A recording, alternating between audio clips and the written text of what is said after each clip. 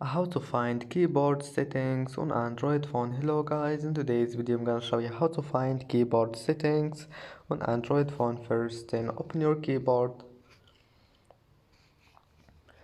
and here you will find these 3 points here. Click on it, and here you will get more options. Now all you need to do, just you need to find settings. Click on it, and as you see here you will find settings, and you can change anything you want. You can change keyboard theme, and that's it. It's easy. Or you can change language if you want. And that's how to find keyboard settings, and that's it for today's video. If you like this video, don't forget like and subscribe, and thank you for watching this video until the end, and see you in the next video.